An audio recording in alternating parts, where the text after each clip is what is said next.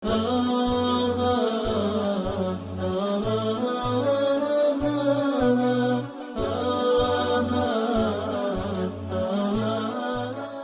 الله الرحمن الرحيم. الحمد لله والصلاة والسلام على رسول الله وعلى آله وصحبه ومن والاه. ڕووکەشی تەماشەی بکەن بەڵکو تەماشەی ناوەڕۆک و کاکڵەی شتەکان دەکەن. الذين يذكرون الله قياما وقعودا وعلى جنوبهم یادی خوای گەورە دەکەن بە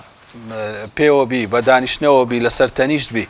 ويتفكرون في خلق السماوات والأرض بیر لە خەڵقی ئاسمان و زەوی دەکەنەوە کەواتە مەسەلەی بیر و باوەڕ و عەقیدەی ئینسانی مسلمان لەو تەفەکورەی ڕادێتن ناسینی خوای گەورە دوایە دەگەنە ئەو نەتیجەی ربنا ما خلقت هذا باطلا ئەوەت بەبێ هودا بەبێ مەبەست دروست نەکردیە سبحانەکە پاچی و بێگەردی لۆت و فقینا عذاب النار ئەمە لە ئاگری جەهەنەمێ بپارێزە. آياتي باشا يدفن الحمد لله الذي خلق السماوات والأرض وجعل الظلمات والنور ثم الذين كفروا بربهم يعدلون. أوش دي سان باس خلق آسمان وزوي خلق تاركاية كانوا روناتشي وأواني بباورن لا ددن لا راستي إيمان وإسلام عدل يعني لا يدا يميلون إلى الباطل ميل برا باطل لك. بديع السماوات والأرض بديع يعني تيا بديهنر يعني اختراع على غير مثال سابق أو إبداع يعني بديهنان اشتك هاوشيوي بيشتر نبو بيتن اما باس ما كر خلق مسألة إيجادي تيدا ونيا كواتا إيجاد كردن اشتك هنانا وجود اشتك كبيشتر هاوشيوي نبوه أو التايبة بخواي قورة أو خاصة بخواي قورة هرشتك هاد بيت وجود إلا أولي هنانا وجودي للايان أو خدايك وآسمان وزوي هم أو هناية وجود أن يكون له ولد ولم تكن له صاحبة كواتب مسألة دروس كدي آسمان وزوي بلغلا سرسدين توا مسألة بيرو باوري أو كأخواي قورة لينا وشيتوا كوا من دالي هبي لينا وشيتوا خيزاني هبي هاو بشي هبي وخلق كل شيء هم مشتكر أو خلقي كردية كواتا همو مخلوقاتك أو خلقي كردية وهناية وجود لنبونوا وهو بكل شيء عليم. آياتي باشي إن ربكم الله الذي خلق السماوات والأرض في 6 أيام أو بمرحلة دروستي كردي أيام ما بس أو رجايا ما لكنما معروفنا أيام يعني مدتك للزمن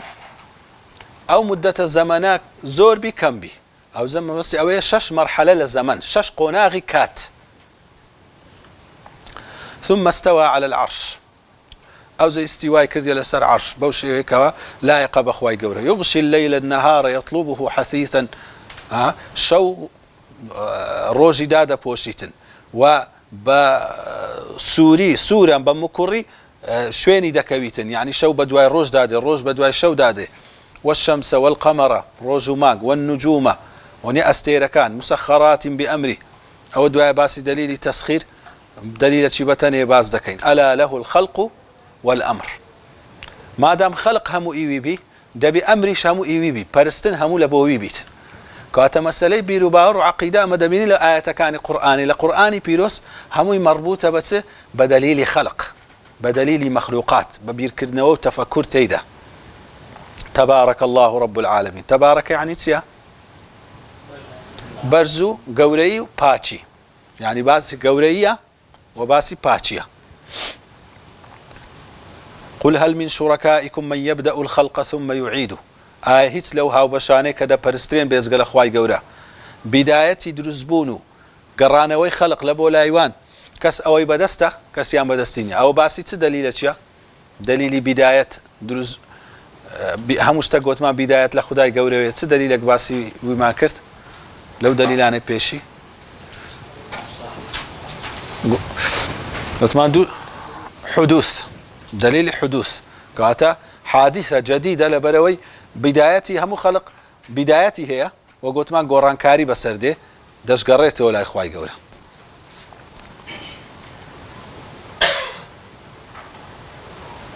يساو آياتا باسي خلق آسمان وزوي باسي أوي كوا أواني دا برسترين هيت سود وقازان زي وزرر ناتوان بقينن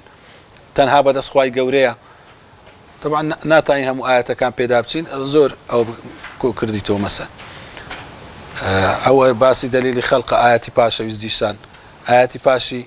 أولم يروا إلى ما خلق الله من شيء تماشنا كان خواي قوري هشتا شي دروس كربي يتفيأ ظلاله عن اليمين والشمائل سجدا لله أو سيبري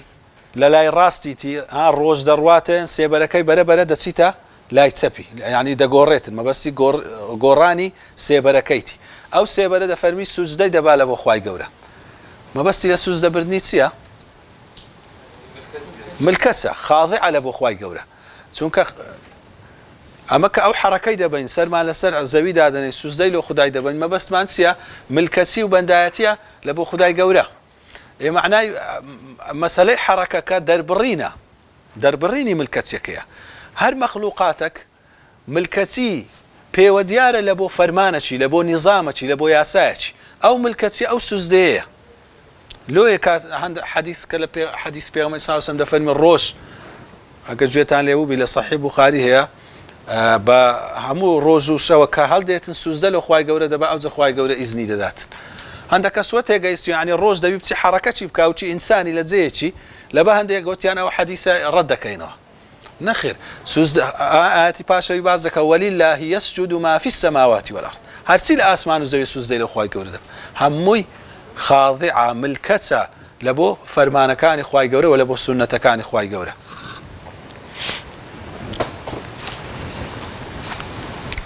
آتي باشي هر باسي خلقيا كباس ما كرت آتي باشوي ما اتخذ الله من ولد خواي قورة برياري من دالي لبو خوي ندايا وما كان معه من إله هيتس خدايك لقلبي هاو بشنيك ببرستري أجر وابي دبي أو خدايك دا برستري إذا لذهب كل إله بما خلق دبي أويش مخلوقاتي تايبتي هبي مخلوقاتي دبي نظامي تايبتي هبي سون كان أو نظامه دبي لقر نظامي أوي دي جدابي ويكتشيان بسري ولا على بعضهم على بعض يكتشيان بسري يكتشيدا سردكوت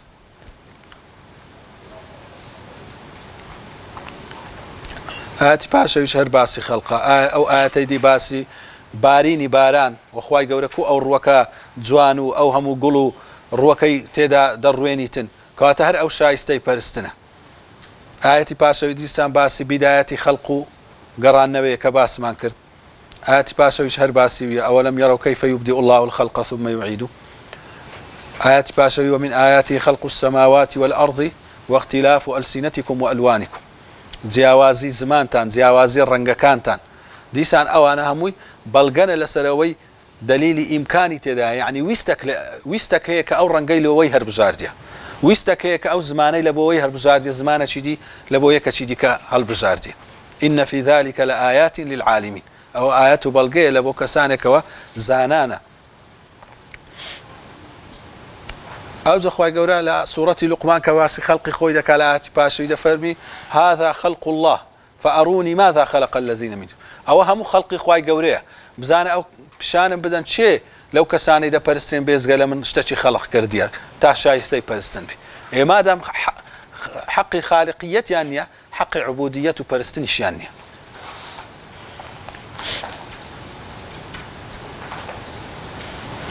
حتى كم آية لبو بيغمبري عليه الصلاة والسلام دابزيد وآيك باسي دكين باسي سدكا اقرأ باسم ربك الذي خلق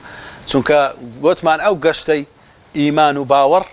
يكم شت لو مسألة تدبر لخلق رودده بيغمبريش عليه الصلاة والسلام بخوي فكري لو مخلوقاتي ذكردوا دعاء باز دكين بدليل فطري خوي ديزاني ده بخالقك بي أو خالقه أو نابي مخلوق بي نابي أو كسانة كده برسترين بيزقل أخواي قوري أوانا شايستنينا بس نيد الزاني أو خالقه تصري وريبازك هدايته شي دنيريتن داواي تدكاتن او الري وحي رون دبيتوا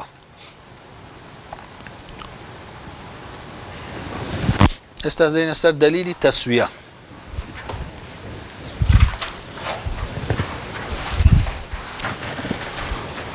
دليل التسويه تسويه يعني تسير زماني عربي ريخستن بله يعني زقلا نانا السوا يعني زقلا السوا با فسواه تسويه يعني سيا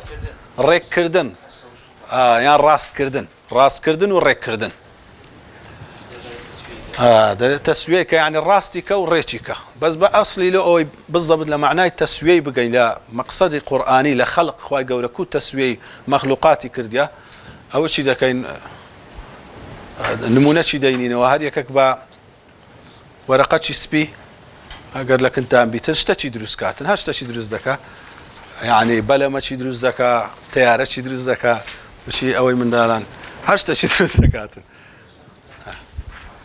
نەک ڕسم بی بە وەرەقەکەی شتێکی دروستکەی ڕسممان نایە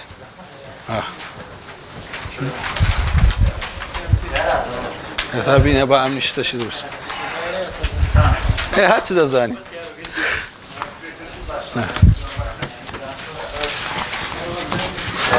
بەلەمی نازان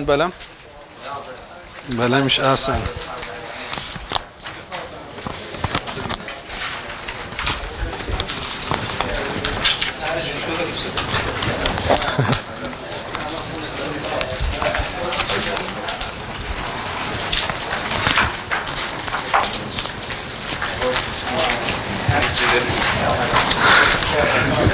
تاوە هەر یەک شتێ هەرەشی دروست کرد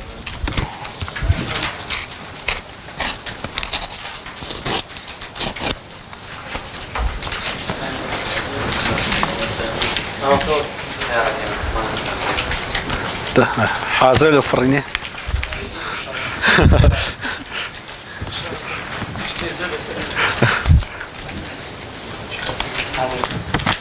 ما شاء الله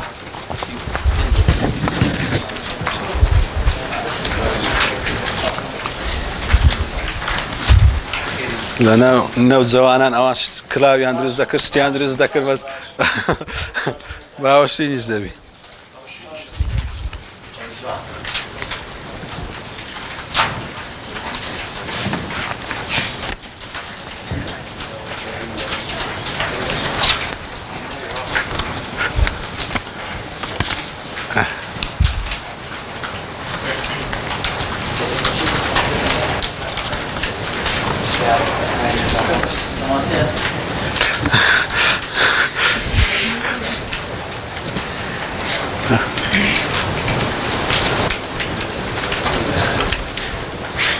استوى من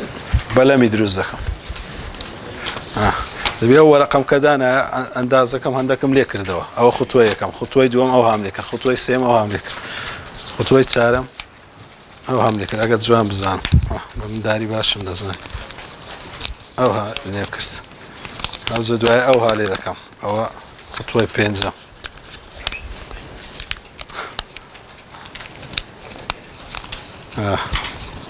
أو دواء أو هذا قرم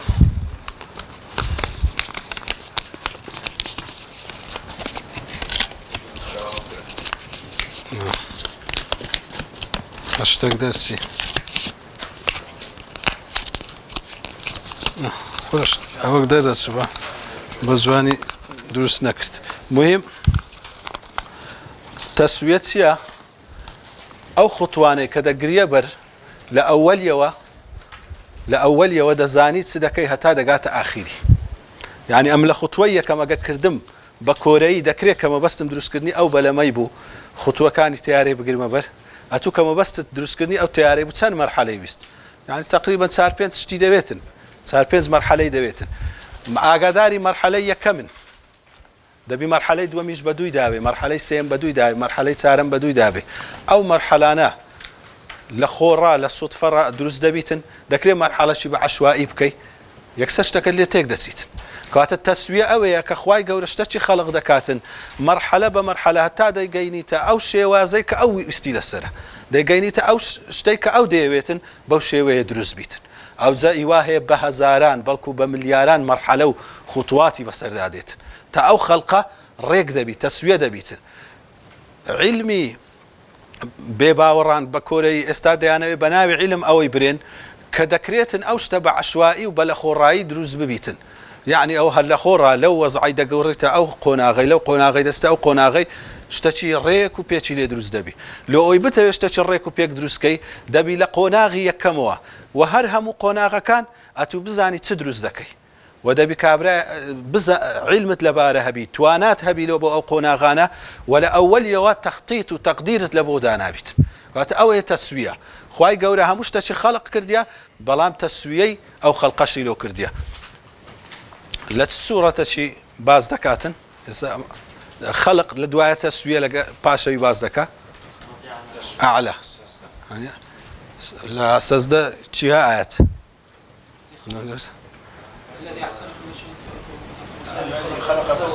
الذي خلق فسواك أو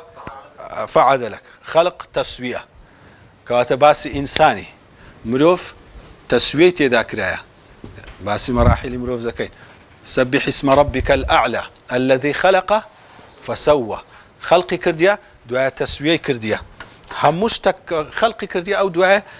تسوية شيء لبو بدي هنايا تماشى إنساني بكي أو إنسانة كالدلوبة أوشي رادروس دبيتن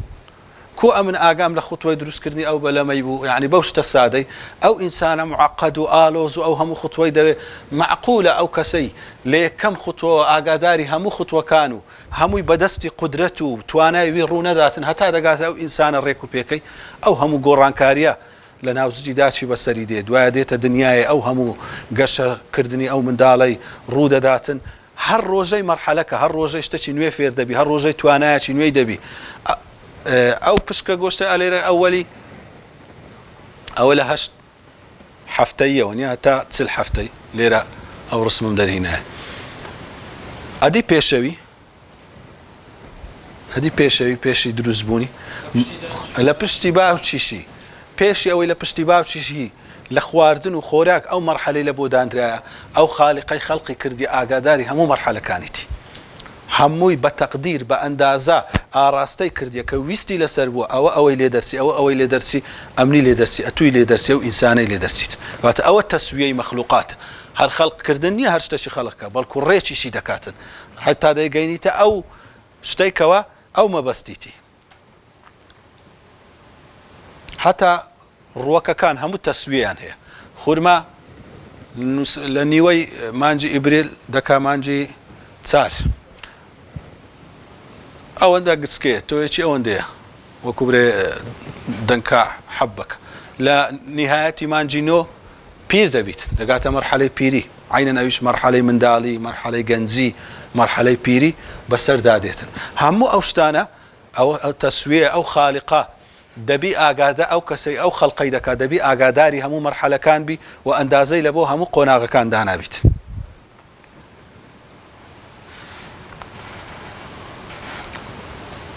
دنكتويا شي كلا عاردي دسيني ناخي زوي دادني أو دنكتويا تندان مراحلي بسردي تندان قناغي بسردي تادا بيت دارتشي تواوريك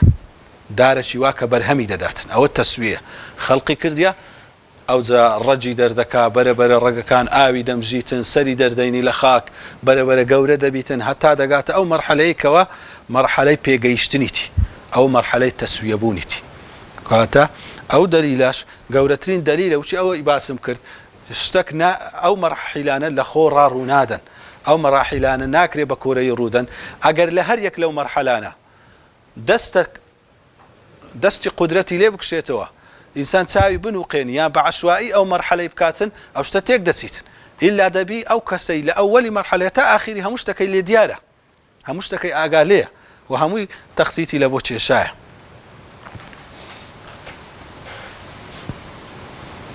أو زهتا أو رسمي الزاوية مداننا مرحلة دروزبوني الزاوية أجر هرتسن زور بي أو زاوية أولي تبوا أولي تا ميجوي زاوية أوي بيرشي هر دوخي غازي بوا يعني هر غاز بوا أوي علمي استا إنسان بازا كدوايا بو تا توبلا آجرك يعني لدوخي توانا وبوا دوايا بربر الرق بوا أو استا عمري الزاوية أوي مثلا داي خملين بتقريبي درين سار 1.5 مليار صالة لو 4 مليار صالي هزاران ومليونان مرحلة بس أو زاوية دات تا مهيأ ولو أرجاني كو أو كوربليا ويليدي كو أو خرماية وهاي بيدقاتن أو زاوية شوهاية كوا مهيأ بيتن لخوراو بعشوائي بالصدفة أو شتدرس نابيتن أو كسي كمرحلية كم أو زاوية لغازة كان وبيكينايا عقاداري مرحلة آخرية وويستي لسر أو يبوا باش أو 1 مليار سالة يدرس بي لخوراو للصدفينية أو زدواي مرحلة بوا الزاوية كالرقيج بوا هیچ شایستەی ژیانی لێ نەبووە باران بارین دروستبوونی چیا ئەو خاکە دروستبوونە ئەوە هەموو بە ملیۆنان ساڵی بەسەر هاتیە ئەو جە یەکەمین ڕوەک کە لێی ڕواایە ئەو جە دوایە کەمین ژیان لەبەر کە لەی ژایە ئەو هەمووی بەویست و بەیە دەستەشی قودرەتی ئەو پەڕی وردەکاریە تەماشای ئاەتەکان کە خوای گەورە و باسی تەسویە ئەو شتانە دەکا کە باسمان کرد ئەلەم یەکو نوطفة من منی یمنى ثم كان علقة فخلق فسوى کاتە باسی ئەوەی دەکا و ئینسانە لە مەرحەلەی نوطفەی دڵۆپە ئاوەچی کوب بووە و ئینسانەی کەوا بووە پارچە گۆشتێک دوایە خەلق بوو دروست بوو دوایە تەسویە بوو ڕاست و ڕێک بوو بووە و ئینسانێکەوە لەسەر زەوی دەژی باسی سوورەتی ئەعلامان کرد دلیلی خەلق دلیلی تەسویە ئەو جە دوایە باسی دوو دلیلەکەی دیکەش دەکەین دلیلی تەقدیر و دلیلی هیدایەت ئەئەنتم ئەشەد خەلقا ئەم السەماء بەناها خوای گەورە دەفەرمی ئایا خەڵقیم گۆ بەهێزترەیان ئەو ئاسمانێک کە خوای گەورە بنیاتی نایە رفع سمكها فسواها ئەستورەکەی بەرز کردیتەوە برندی کردیە وەڕێکی کردیە وأغطش ليلها وأخرج ضحاها أو جا شوكي تاريك كرديو روجي لدرهنا يعني مرحلة بولا سر أو زوي الروج هرسن نيزيك بوبيتن أو شو الروجة استانبوا چونك أو شو الروجة لا استيركاني وكو الزهرة وأنا كلا روجش نيزيك ترى أو نوع شو الروجة نية بس لسر زوي هي لبرته أو شو تاريك أو روجة روناك لو لسر زوي بتصدرزوا بتسيني زوي طبقات زوي يعني أو تسينا هواي برجي زوي وكو آويني إيش دكاتن روجا كان روناك دكاتن والشويش أو بيز تيشكا كان دقريني تولينا قريتن روناشي روجي هيت بيش شيوشي بيت يعني أو إيش شي دكاتن أو دروز بوني برقة هواي هموي بالتسوية بوا أو باسي تسوية زوية والأرض بعد ذلك دحاها باشان زوي دحاها يعني الريتشي خستيا آياتي باشوي تفسيري دحاها يدكا كتشي أخرج منها ماءها أو هم الرير ولا بو زوغو ربار بحر دروز بوا ومرعاها شويني لورقا هم يبيت أو هم جاي كلي درويتن والجبال أرساها وتسياي تسقاندية لنا أو زويي متاعا لكم ولأنعامكم أوش لبو خوشيم جو لبو تشيج ورقرتنيم جو حيوانات كانت كوات أو خداي أو تصميم أو خلقي لنا أو زويي بوريكو بيشي دانايا أو تسوية كرديا لأولية أو آقادالة يان باس إنسان دك أيها الإنسان ما غرك بربك الكريم سواي لكردك مغرور بي برامبر بو خدايك وزور تاكي لقر كردي كريم كسك كوا تاكو خير وبيري نبراو بيتن أو خداي همو خير وبيري چي لقرتو كرديا سواي لكردي أتو مغرور بي غرور يعني تسيا لكل تقريبا معناه بس العربي أويا غرع يعني خلخلة فري وخوارت يعني مثلا لون منأمن ما مستعك طلبة شي لكنا خريجي درس أو دكاتن قامك اشتك هل دخلتني فري ودا دري ولكن من وازل ما مستعيبينه وازي لوي هنا لبر خاطر يشتشي ديكا يا اخوي قورده فرمي تشتك وات لدكاي انسان وازل عبادته برستنو لايمان بمن بيني اشتشي ديكا هلد بخلتينيتن برو اشتشي ديكا بروي لكاتك اتو ما بس تسيلو غير اخوي قورده الروي ما بس قازان زكا سودك لكاتك او خويا زور كريمه لقرتو هرتي قازان سود هر او بيد دغيني يا اخو غيري ويني قازان بيبغيني ممكن اتو كابرا كارت خلتني لداكو بابت زياد بكاتو لبروي داكو بابت لقرت خرابن او شتشي باشترت لو داك دري ولا سياره لو بكرم ولا فلان لو بكا بس جه هي الاخواي قورا شتشي بي بكريتن زياتر يان بتواني اشتكت لو بكا بيز قال اخواي قورا سببي مغرور يكتسيا لو يدفر ما غرك بربك الكريم خو همو كرم همو بخششك او بي بخشي الذي خلقك فسواك فعدلك أو زي إنسان لقرأ تسوية بوا مرحلة إنسان زياتريش بوا تعديل بوا في أي صورة هل يشي صورتك كواتايبت بخويتي خواي قولا دروستي كرديا لآياتي باشوي حتى لنفسي ونفسي وما سواها يعني نفسي إنساني أو لا معنويي إنسان فكر دكاتو تورد بيتن خوشي دبيتن أو لا أنا زستيكي زوجتك آلوسترا زوجتك سيرترا إنسان سري ليدر ناسي لاني نفسي ئینسانی دەبینی کاتێک کە دڵخۆشی وەدەزانی هەموو دنیای تووە بە یەک قسەی بە یەک ئیشەی گچکە دڵت تون دەبیتن وەزانی لە دنیا هیچ خۆشت نەدیتە ئەو نەفسە عەجیبە چییە کە ئینسان هەیتی ئەو نەفسەش دیسان بە مەراحیل تەسویە کرایە خوای گەورە ویستیتی کە ئەو نەفسە ئینسانی بەو شێوەیە بی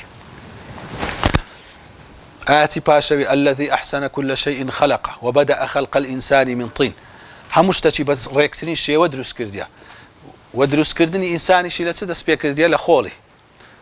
أو مراحلاني بسري ديها تادقات أو إنساني ثم جعل نسله من سلالة من ماء مهين أو النسل وتي أو إنساني لو آوي كوا آوى كللاين إنساني يعني بيريزة ولقيمته وهاينية ثم سواه باشا أو إنسان بريزو پڕ لە عەجائیبەی لێ دەردەچیتن کەوا تەسویەی کردێ وهروەها ڕوحی پێدەبەخشی ئەوانی دیش هەر باسی ئەوەینە کە مەسەلەی ئاەتی پاشەوی باسی تەسویە ئەوانی دی ئەو ئاەتانی سێ ئاەتی پاشی باسی دەلیلی تەقدیرە هاتی تێرە دوایە باسی دەکەین ئەو سێ ئاەتی ئاخری باسی تەقدیریە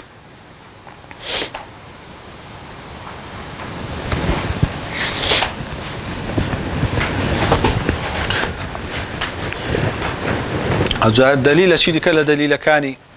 پێشاندانی دەسەڵاتی خودایەکی کە دەبێ ئیلا هەبیتن و زاتێک هەبیتن قودرەت و توانای بێکۆتایی هەبیتن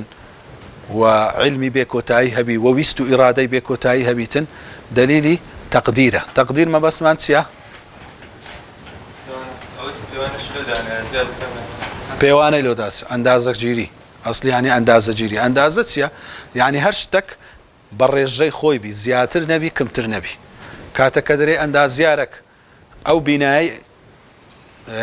نەخشەدا دەڕێژی یعنی چێ یعنی ئەو مەکتەبەی دانایە لۆ مەکتەبەی ئەگەر وەکو غورفەچی خوێندنێ ئەوەندە باە بەکەلێک ئەو مەکتەبەی نەدەهات ئەگەر وەکو قاعەی گەورە بە بەکەلێک نەدەهات کاتە ئەندازەی دیاریکراوی لە ئەو مەکتەبەی دانایە کە نا زۆر گەورەبی بەکەلێک نێ نەکچکەبی بەکەلێک نێ کە ئەندازەی لە بۆ ئەو دەرکەی دانا لۆ گچکەی دانەنایە چونکە ئەو غورفە گەورەیە دەبی دەرکەشیشی بڕە گەورەی هەبیت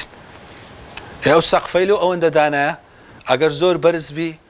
لە گەرمی و ساردی ونیا هەم مەساحەت لێ دەکوژی مەسرەفی زیاتر دەوێتن هەم بە زەحمەتتر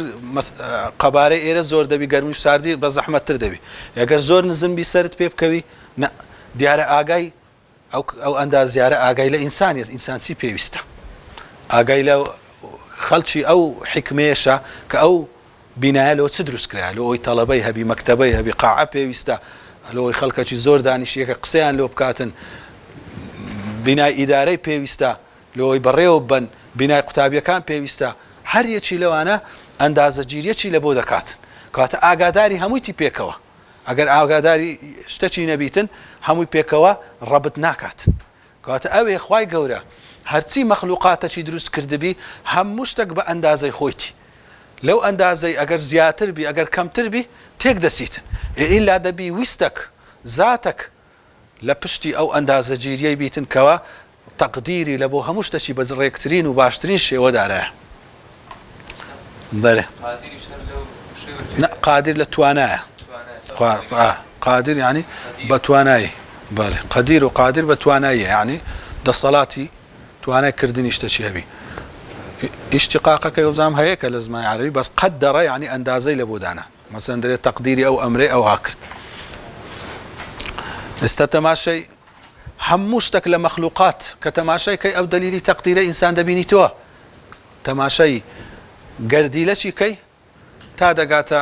مەجەڕەچی تا دەگاتە کەون بەگشتی ئەو دەلیلی تەقدیرە لە هەموو شتێکی ڕوون دەبیتەوە لو خوای گەورە دەفەرمێ وفي أنفسكم أفلا تبصرون وفي السماء وانيا لە هەموو شتێکی ئینسان ئەو دەلیلی تەقدیرەی دەبینیتەوە لەناو لاشەی خۆی هەر یەک لەو ڕێژانە لە چەوریە لە هۆرمۆناتە زیادکە کەم بکاتن لەو مادانەی کە تێیدایە لەو عناسیرانەی ئەو بەشەرە لەی پێکاتیە یەک لە نمونونەکان نمونەی ئەو بەرگە هەوایە کە لەسەر زەوی هەیە لەناو هەموو ئەستێرەکان کە ئینسان هەتا ئێستا عیلمی پێ هەیە بەس زەوی ئەو ئەندازە گیریەی لە بۆ دانرایە چەند تەبەقاتی ئەتمۆسفیر تەبەقاتی لەسەر یەکدی هەیە هەر تەبەقەک ڕێژە گازی تێدایە ئەگەر ئەو ڕێژەیە زیاد باە یان کەم باە ژیان لەسەر زەوی نەدەبوو مثلا ئەو تەبەقاتی نایترۆجین 1970 ئۆکسجین 121 گازەکانی دی هەر هەمووی بە هەمووان 100 هیلیۆمە و نیۆنە و مثلا دوان ئۆکسیدی کاربۆنە ئێستا ڕێژەکی کەم بە پۆینتات CO2 دوان ئۆکسیدی کاربۆن لەبەر سناع و پیشەسازی زۆر دەبیتن لەبەر سیارە و دووکەڵ وشتی ئینسان هاواری لێ هەستایە دەرێ ژیانی ئینسان لە مستەقبەل دەکەویتە خەتەر یعنی ئەو بە پۆینتات دەگۆڕێتن ئەگەر بێت و بەس ئەو دوان ئۆکسیدی کاربۆنە سەتایەکی بگۆڕێتن هەر ژیان نامینێ لۆیە ئەو تەقدیر و ئەندازەگیریە ئیلا دەبی کەسێک بی ئاگاداری هەموو شتەکان پێکەوە بیتن یەک خالق بیتن یەک کەس بی ئاگاداری هەمووی بیتن ئەگەرنا ئەندازەگیری لە بۆ شتەچی دادەنا ئەگەر خالیقەچی دیکە هەوا ئەو ئەندازەچی دیکەی دادەنا ئەو ئەندازەچی دیکەی دادەنا ئەو ئەندازە لەگەر یەکدی تەنسیقی نەدەبوو ئیلا دەبی یەک زات بیتن و یەک دەسەڵات بیتن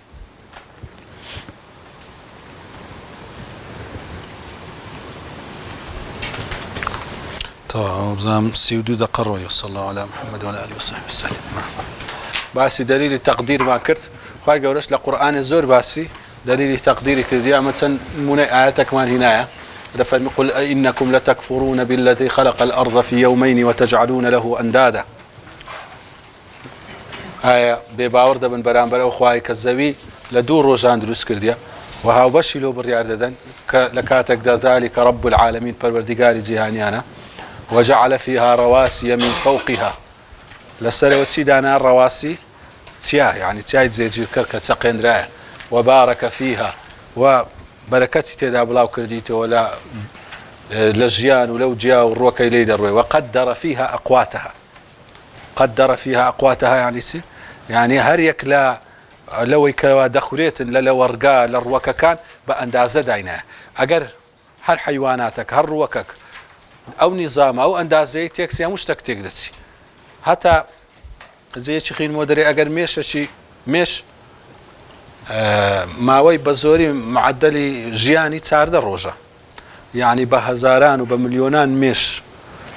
لدايق دبيتو قراي دادني ودبيتو بو ماوي لناو دتسيت أجر دري بس مش نيرو مي هبيتن مش نيرو مي هبيتن حتى 10 ساڵی مێشک نەمریتن بە 5 سانتیم سەر زەوی هەمووی دەبیتە مێش ئەوەندە زاو زێ دەکەن ئیلا خوای گەورە دوایە لە دەلیلی تەعاون باز دەکەن شتێکی دیکەی دانایە عەکسی وەی لەوەی هاوسەنجی ڕابکری ئەو تەقدیر و ئەو هاوسەنجەیەکەوە زیاد و کەم ناکات والشمس تجري لمستقر لها ئەو جارە هاوسەنجی ئەو هەموو ئەستێرە و هەسارانە و ئەو هەموو مانگانە كوا دزولينوا أكبر فرمي روش دروا وأن يد صورته اللي مستقر لها مستقر يعني شوية كوا وكبريدان درا سرتاوية بيدا صورته ذلك تقدير أو أنداز جيرية داينا العزيز العليم چونك أو مليار أستيرك لو أسماني دا صورينوا أجر بو بري أندازي ورت بو بري تقديري ورد دانان درابيتن نظام نامينيت يعني استعمى أو عندنا فرق ليرينا أقبرين كاكا باورا ليرا ما بسريعي بصورينوا أقا هر كما خلقك ما النبي خطك ما لو خو ما دانا نبي والزور بدقة نبي هر لدومين زار هم خو بيك دي دادا باش أو مليارها أستيرا کو خۆ پێک دیدادادن کو هەریەکی هێزی چێشکردنەچی هەیە ئەو هێزی چێشکردنە بە تەوازونە لەگە ئەویدی زیاتر نییە کە ئەوی ڕاکێشی لە جێی خۆی هێشتیتیوە ئەگەر زیاتر بە ئەستێرەی گەورەکە هێزی چێشکردنی زۆرە خۆرەکان ئەوانی دیان ڕادەچێشە زەوی مانجی ڕادەچێشە چووکە گەورەترە لە مانجی بەس هەمووی بە ئەندازە گیریە هەتا ئەندازەکە ئەوەندە وردە هەندێک لەو زانایانە کە مەسەن لە فەلەک و ئەوانە نمونەچیان هینایتەوە لەوەی بزانین ئەندازەی کەون کووە ئەگەر تێک بسیتن ئەندازەکە بە خەلەلێکی کەمی هەبیتن چی بەسەردێ دەڵێن وەکو سنیەچیە پڕی سەری پەرداغی بیتن پڕی ئاو بیتن ئەو لەسەر شتێکی گچکەی لەسەر نوکە قەلەمەکی ئەوها یعنی بە تەوازون بە هاوسەنجی ئەو سنیەی دابنی یەک پشکە ئاوی لەو پەرداغی هەر بگری لەو پەرداغی بکەی یەکسەر ئەو سنیە دەڕژێ دەڵێ ئەو کەونە ئەو هایە حتا کتابك نووسرا يعني عالمی فیزیایی بەناوبانگە ناوەکەم لە بیرنەی غەربی دەرێ کەون لەسەر ڕۆخی چەقویە كون أو بون ناوي نسيتي كون لسر روخي تقويع يعني سي يعني وكو أوي اشتك الدانا بيتن لسر اشتكوها باريتي وشي سر تقوي كوب أو بتوازن بتواني أو مثلا كلينك سي لسر روخي تقوى شي دابني هرب استن بايا شي كم بيبكي بولا هذا كبي أو كونا نظامي أو كوني أو هايا إذا بي إلا خداياك راي قد بيتن بو بري تقدير وأنداز جيري بره لا يعني دسورته ولا بو شوينك كوا استقراري هي شوينك بو دياري كراو تقريبا بما ايديت والقمر قدرناه منازل مانك لا سورانوي بدوري خوي وسورانوي بدوري الزوي كمثلا ليك روجي دس بيدكا تا باز دروجي دواه حتى عاد كالعرجون القديم وكو دیسانێکە پڕ دەبیتەوە ئەوە دەبیتەوە باریک دەبیتەوە ئەویش هەمووی بەو پەڕی ئەندازە گیریە هەتا ئەو مانگە کەم نزیکتر بی دوورتر بی لە زەوی ژیان لەسەر زەوی نامینێ هێزی داکشان و ئەوەی بەحرەکان پەیوەندی بە مانجی وێ ئەو قووەتی کێشانی مانجی دەرێن ئەگەر مانگ تۆزێک نێزیکتر بیتن ئاو هەموو سەر زەوی دادەگری تۆزێک ئەوە دوورتر بیتن ئاو لەسەر زەوی نامینێ الذي له ملك السماوات والأرض ولم يتخذ ولدا ولم يكن له شريك في الملك وخلق كل شيء فقدره تقديرا هم مشتك أو خلق كرديا هم مشتك بو بري ريكو بيشي أو أندازي لبودانا وأنزلنا من السماء ماء بقدر فأسكناه في الأرض وإنا على ذهاب به لقادرون قالت أو آوي كداينا تماشي وايلي كرديا كأو آوا هندشي لە هەورەکان بە شێوەی هەڵم لە ناو زەویە لە ناو بەرگە هەوای زەویە هەندێکی لە ناو بەحرەکانە هەندێکی لە ژێر زەویە ئەوەی لە ناو بەحریە سوورە لەبەرەوەی بەحر وەکو مەخزەنی ئاویە ئەگەر بەحر هەمووی شیرن بی تێک دەچیتن ژیانی ئەو زیندەوەرانەی لە ناو بەحریە تێک دەچیتن بەڵام خوای گەورەوە دەکات بە تەصفیەکی ڕۆژ لێی دەدا دەبیتە هەڵم دەستە ئاسمانی ئاوەکی شیرن لە بۆ ناوچە وشکانیەکاندا دەباری و ئەو ناوچە وشکانیانەشی وەلێ کردیا کەوا ڕێگای تێدایە ئەوە دەبیتە ڕووبار تەوزیع دەبیتن لە ژێرەوە دیسان تەصفیە دەبیتن بە کانیا و دێتە دەرێ لەوەی تەوزیع بیتن ئەتو دەچی هەر گوندەچی دووسێ کانی لێە ئەو خەڵکە لەو کانیە و لەو سەرچاوە ئەوانە نێزیک دەبیتەوە ئەی ئەگەر بەس لە شوێنەکی هەبە ئارەم لەسەر ئاوی هەرچەند ئاو زۆر بیتن هەمووی کێشەی لێ دروست دەبوو بەڵام لە چیای هەندە بەرز مصدر آوي لبو داوين كردين طبعا أو بو بري أندازة وتقديرية هذا خواهي قول فرم إنا كل شيء خلقناه بقدر هموي بأندازة يعني هموي أولي تقديري لبو كردية وأندازة جيري لبو كردية والذي نزل من السماء ماء بقدر أو من باسكر باران بقدره ولو بسط الله الرزق لعباده لبغوا في الأرض ولكن ينزل بقدر ما يشاء إنه بعباده خبير بصير هتا أو رزقي خواي قولش دلينا ديتن بأندازة شي دياري كراوة أقر أو أندازة تيك بسيتن جياني إنساني تيك دسيتن جياني إنساني تيك دسيتن إنسان مشينا بريز زير شتشي بقيمته أقر زير زور بيتن وشي خوري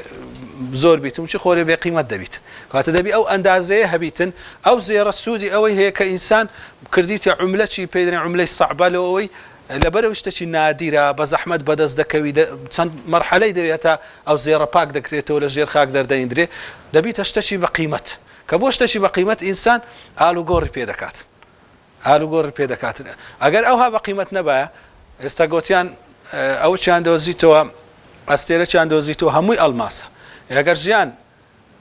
لسر أو استيرة نية أو ألماسة هيت قيمتي نية ألماس له قيمتي هي لبرو نادرة كات الشت بو أندازة هتا خواردن بو أندازة داندرا كا بيوستلو إنساني بو أندازة لسر زوي داندرا أجرنا إنسان تقدس أو تون كزور بيوستا مثلا هوا لها مش تشي بيوستر لها مو زي شيء هي مانيا زي كنيا هواي نتيتي أو لباشا بيوستا لزور بي زي كان هي بس لها مو زي شيء دبي برك لو قراني دبي أو ذا خواردنەکانی کەوا زۆر سەرچینە زیاترن ئەو خواردنانێک کە هەندە سەرچینینە زۆر نەوع میوە هەیە ئەمە هەنەشمان خواردیە زۆر کێشە نییە یەکەشیت کە میوەی دیکە ناخواتن بەو ئەندازەی ناڕوێتن کەواتە هەمووی بەو ئەندازە بۆ هاوسەنجیە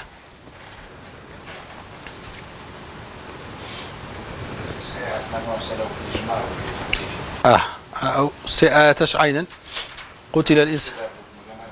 راست قتل الإنسان ما أكفر من أي شيء خلقه من نطفة خلقه فقدره ديسان أو نطفيش بوبر أنداز جيري دروس كراية باسي خلق إنسانية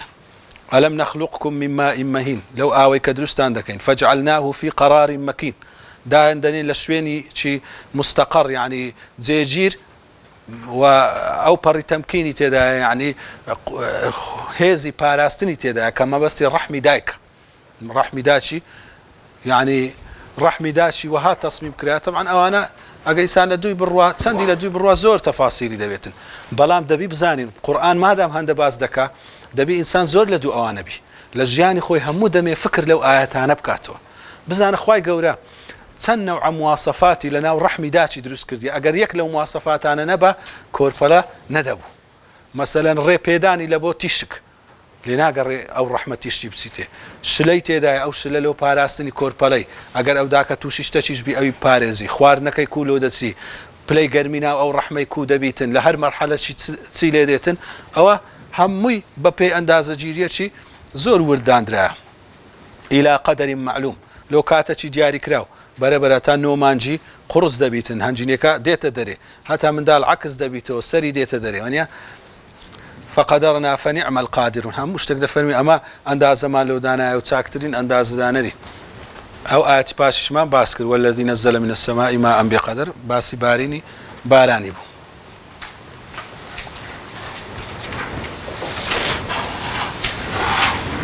أو دينا سر دليل هداية هداية معناه سيا رينموي ري بشاندان أتو ري بيك شي بيشان بدي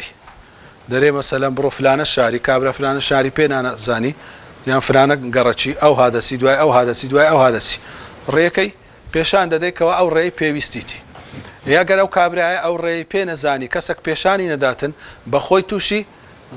وەکو دەرێن گومڕایی دەبیتن تووشی سەر لێ شێوان دەبیتن هەر دێت و دەچی نازانی چێوە بچیتن بەس ئەمە کاتێک تەماشای دروستکراوەکانی خوای گەورە دەکەین دەبینین هەر یەکی ئەو ڕێیکەوە پێویستە بە باشترین شێوە پێشانی درایە چاکترین و ڕێکترین ڕێی پێشان درایە ئەو پێشاندانە ئیلا دەبی کەسێک پیشانی دابی ئەگەر نایان دەبی بەخۆی پێشانی خۆی دابی یعنی دەبی برێن ئەو مەخلوقە هەنجی بەخۆی خاڵقە و بەخۆی بەتوانایە یان دەبی کەسێک پێشانی دابیتن یان دەبی هەمووشیان پێشاندانیان هەیە یان دەبی هەمویان بکەینەخوا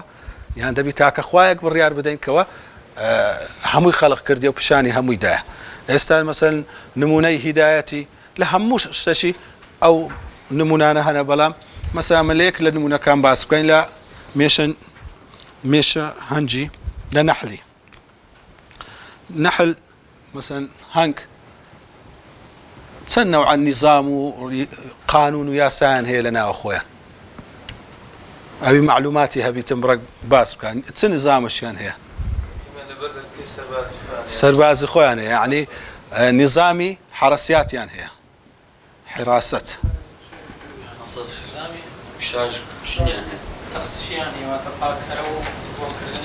پاک و خایان یعنی نظامی ئەوە لە دکتۆری جودا نظامی نەظافەت ئێستا دەبی ئەلێرە شارەوانی هەبی ئەو شارەی پاک کاتەوە ئەوانش ناو شانەی خۆیان شارەوانی خۆیان هەیە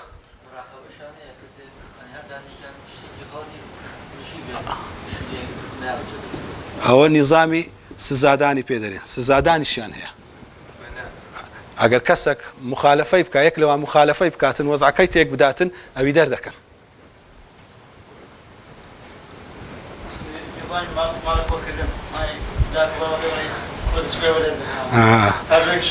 يعني پەروەردەکردن دەتایم برێ یان نظامی تربیەیان هەیە پەروەردەکردنیان هەیە ئەو حراستە یعنی پاراستنەوە يعني كوش إيش خوي دكاتن هر كسي توزيعي أدواريان هي يعني إيش كان يعني توزيع كرديا بله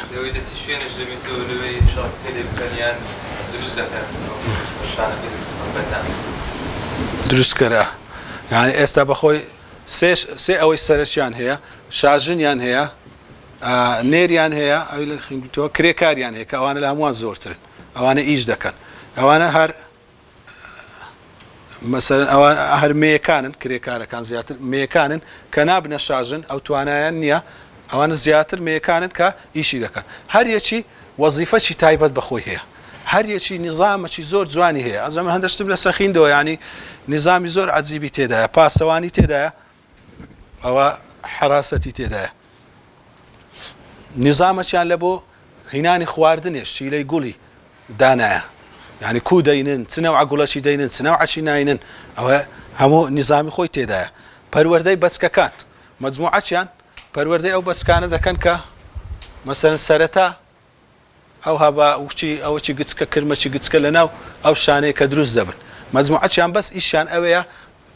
سەرپەرشتیوانە دەکەن خواردنیان پێ دەدەن وەکو برێ حەزانەیان هەیە لە بۆ منداڵەکان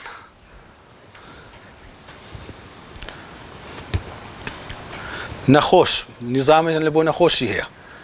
لە بۆ لادانی ئەگەر بزان ئەو نەخۆشە تا چانابی نەخۆشی بڵاو دەکاتەوە ئەو نەخۆشە بەخۆشی ئەوەی لەسەر کرایە خۆی هەڵدەبژێن ینی ئەگەر دەرێ ئەوانەی دەرمانی حەشەرات و شتیان پێکەتیە بچنەوێن دەربزان ئەو دەرمانە تەسیری لێ دەکات بەخۆی دێتە دەرێ ئەوەی هەڵدەبژێری کە ئەو بەتەنێ بمری زەرر بەشانەکەی خۆی نەگەینی تاقیکردنەوەیان لەسەر کردیە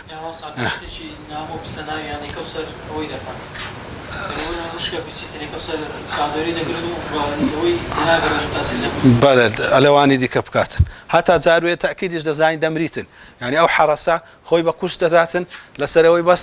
نیزامەکە و ئەوانی دی تێک نەچن خۆی بەخت دەکاتن نظامی سزادانیان هەیە ئەوانەی لا دەدەن لەو یاسایانەی پاراستنی پلەی گەرمی شانەی نظامیان لەو دانایە کۆ ئەو پلەی گەرمیەی بپارێزن خۆ پاراستن لە ژەهر و شتی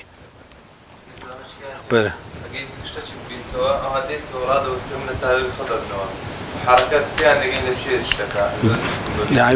یەکدی فێرکردن شتێکی عەجیبیان هەیە من بەسە خینمەوە ئەوەی زایم یعنی شتەکانیان بە مەرحەلەیە قۆناغ یعنی دەرێ یەکەم جار ئیشی یەکەمیان تقریباً پێ دەگەن وەکو برێ بەچکە بە خێوکردنە ئیشە بەسیتەکە ئەو جە دوایە بەرە فێرە دەرێ دەبن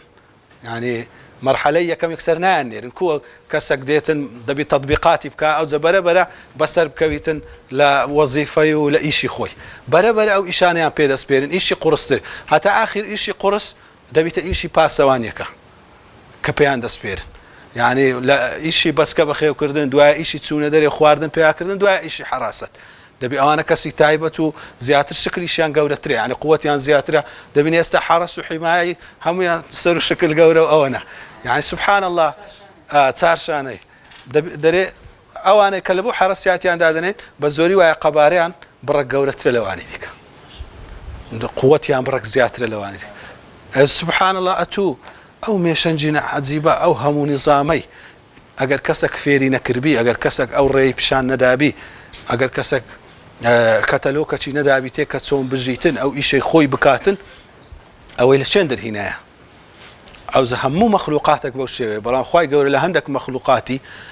زیاتر لە بۆمە پیشان دەدا لە هەندێکی ئەمە بچینە ئەوەندا عیلممان لەسەر نییە یان ئەوەندا شتەکان ئاشکرانینە خەفینە لەمە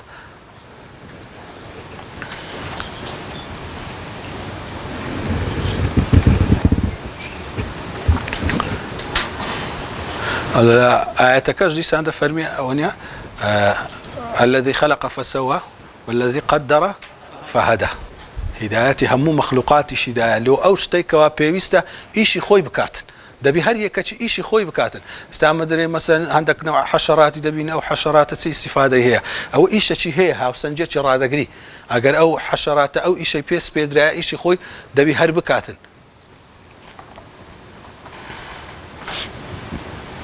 دبيني كفرعون لموسى برسي عليه السلام قال فمن ربكما يا موسى پروردگاری تو هارونی چه که هات بونا برانبر فرعونی ربنا الذي أعطى كل شيء خلقه ثم هدى همشتك خلق كرديا هداياتي شدايا يعني بيغوتيا فيري كرديا كتئيشة شبكات هداياتي أو هدايا لو تماشي حوار وكبري أو قفتقوي ما بين فرعون موسى عليه السلام بكين كسورة الشعراء بعضك مصحف شبين وقال لنا ما صار يبغى مصحفك سورة الشعراء كينوا إنسان حوارك عجيبة لو إنسان لا عقيدة وبيرباور إنساني مسلمان بقاتن كوا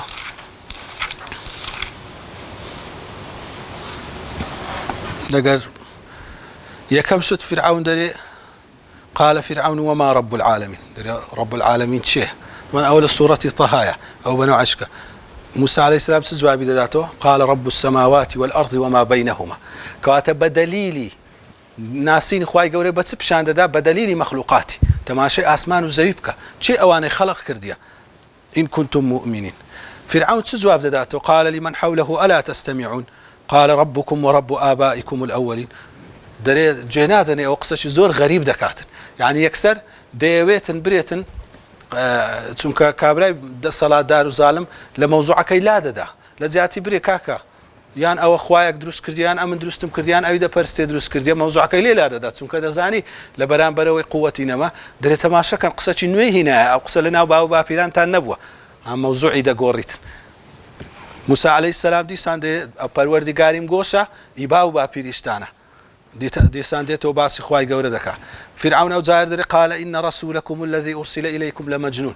أو الشيطة ديته وسر مسألة شخصي زائر داعي وبان خواز باسي خواي قورة دكا أو الردي داتوا ديويت شيء شخصي لو درس بكا فلان كاس أو وقت خوي أو هاي كرديا أو شتي لنا مالي كرديا لقى خيزاني أو هابوا لقى فلان كاسي أو هابوا لو أوي تشويشي لسر دعوة كيدرسك حتى لبرانبر بيغمبر صلى الله عليه وسلم لبرانبر هم بيغمبران أو يان بكارهنا بلان موسى عليه السلام بدو أو تشويشي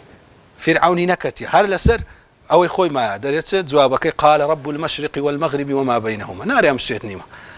سمك أقصاني أو ديكاتن دليلي عقليتي زور جوان بيو ديارة درينا أو پروردگاري مشرق ومغرب أو إلى ما بينتي ديسان أو لسر ريسكي خوي هر بردوان دبي أو زعتا مسألة آية كان ديتنو بيشان داني أو آيتاني كخواي قولكم معجزة بيشاني دا ما بس تيا ما بس أوي لقرآني بيروزدان درايا إيمان تسباندن بيشي همشتشيا چونك أجر إنسان أو إيماني بو بلغانة بو قوتي لنا ضل يدروز بو أو زهنجيني كالشريعة زي بزيدك أجر كسك إيمانك كزولا وازبو أتو هر بيبري خواي قورا فلانشتي حرام كردي أو بلغا كاني حراميتي أو جيل وينيا دبي أولي إيمانك ثابت بي لو بيغمبر صلى الله عليه وسلم أولي لمديني تركيزي لسر أويكر كوا آياتكاني مكي أولي لمكي آياتكاني مكي تسباندني بيرو باور عقيدة أو زكت بيرو باور عقيدة تسبا لمديني شريعة دابزي أو يبكن أو يمكن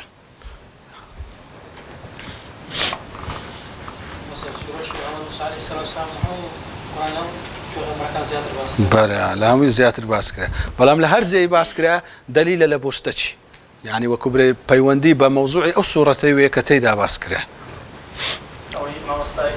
أو فرعون كبدور بلكي فرميتن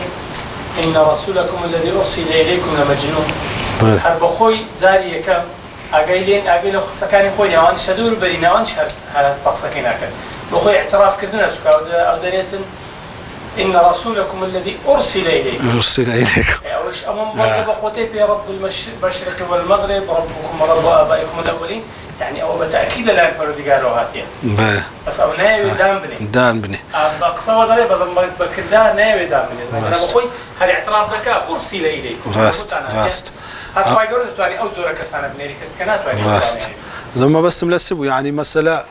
زور زاروية أما توشي أو دبين يعني أو فيلي كافران توشي أو دبين شتي شخصي دورو جينن شتي لا وشي لإسلام دورو جينن فلانة شت فلانة حديث تواونية فلانة مسألة أو هاي أجر كابرا لأولي بيرو باور تسبا هنجي هرسي للا خو بيغمبر وبي باور ديني بس أجر أولي بيرو باور كي شلوق بيتو لق بيتن أمن بيبريم كاكا ولا أو مسألة حديثي لسرهاتياتو أو نوع السنتي تطبيقها أو دري أمن عقل من يبري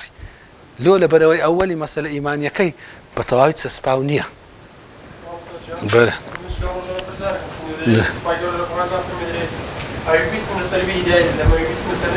بله.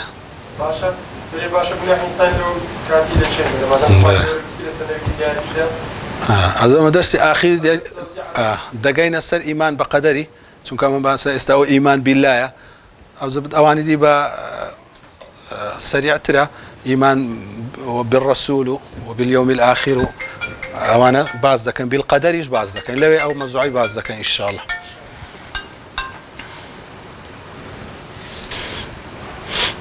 آيات آخر والله أنزل من السماء ماء فأحيا به الأرض بعد موتها إن في ذلك لآيات لقوم يسمعون أو ديار باسبارم وإن لكم في الأنعام لعبرة عبرتي تدايا بندي تدايا لبومغو أو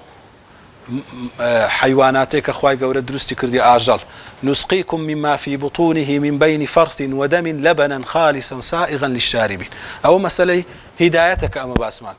أو بزنا أو تسيرا لما بين دو پیسای کە خوێن و پیساییە شیرەی ساف دەردێتن ئەگەر ئەو شیرە پشکێک لە خوێنی بڕژێتە نایان پشکێک لەو پیسایە بڕژێتە نایە تو نایخۆی بەکەلکت نایەت ئەو شیرەش بەو ئەندازەیە و بەو ڕێژەیە کەوالۆ ئینسانی پێویستە ئەگەر ئینسان بڕێک دەستکاری بکە دەرێ ئەوە غێر تەبیعی بووە وەزعەکە تێک دەسیتن هەتا تەبیعی تربی ئەوە بی کە خوای گەورە دروستی کردی ئەو لە ئینسانی باش چونکە خوای گەورە بەو پەڕی ئەندازە ئەو خودایکە و ئینسانەی دروست کردیا دەزانێت چ خواردنە چلۆی پێویستە وەختی ئینسان دەستکاری شتی دەکاتن تێکی دەداتن ئەو ئەندازە گیریەی تێک دەدا مادەی زیاد دەکات مادەی کەم دەکاتن بەو دەستکاریکردنی ئەو جە دەفەرمی ئەوزەوە هەندێک عولەما نمونەشی زۆن دەرێن ئیخلاسیش ئەو هەیە دان دەرێ شیرەی خالیس بی دەرێن ئیخلاس ئەو هەیە دەبی هەمووی لۆ خوای گەورە بی ئەگەر بەشەی لۆ غەیری خوای بکەویتە نایە تێک دەچیتن تازە بە کەلک نایەت. ومن ثمرات النخيل والأعناب لبروبومي خرماي تري تتخذون منه سكرا ورزقا حسنا كمثلا شربتي ليدرز دكنوا ديخون إن في ذلك لآيات لقوم يعقلون وأوحى ربك إلى النحل أن اتخذي من الجبال بيوتا ومن الشجر ومما يعرش خواهي قوله وحي لبو مش هنجيني نرد كا هنجي دروز بك شاني خود دروز بك لداري لتسياي أوز ثم كلي من كل الثمرات لهمو زورا بروبو ما تبخو فاسلكي سبول ربك ذلول أو رأي بقربر إنسان بس دقتي لبك أو هنقت سمان ديا يعني بين شي تماشى يقلي بك بزانت بساعات هر لوي دستوي بس دقريتو أو خواردني بيادا كاتن إيه أو لبوتسيا خواي قورا همو فيري كرديا وحي لبو ناردي أو وحي ليرة بمعنى أو وحيين كوا لا مصطلح قرآني ما معناه هاتن لبو پیغمبران صلى الله عليه وسلم بمعنى فرماني تكويني وأمري خواي قورا كفيري كردي أو هدايتي كأما باسي دكي أو رينموي كردنك بشان هداية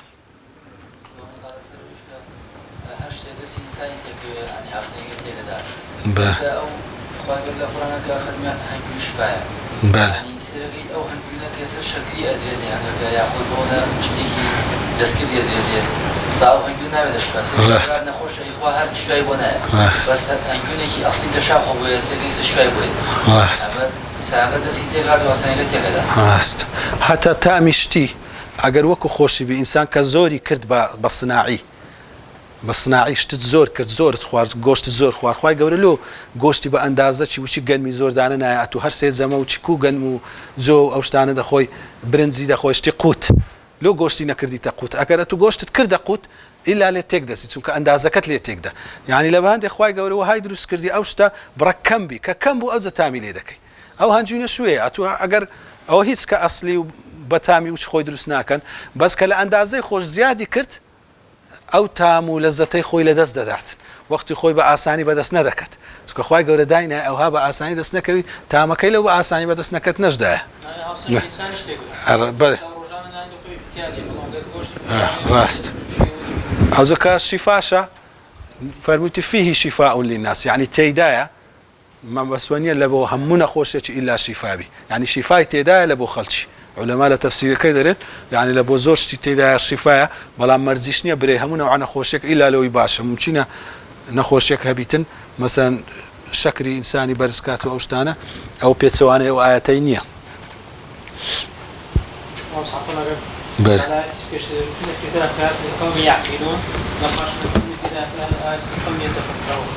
بل والله أجزاء التفكر قلت من زياتر باس يشتك كإنسان بتساو ببينيتن ولو أريد كشهر إنسان بتساو دبينيتن بلا زیاتر ئەو شتانێک گشتینە خوای گەورە تعقلی لە بۆ بەکاردێنی لە قوڕەکە بەڵام بزەب نازانم ینی بەکارهێنانەکەی ئەوەی چییە صلى الله على محمد وعلى آله وصحبه وسلم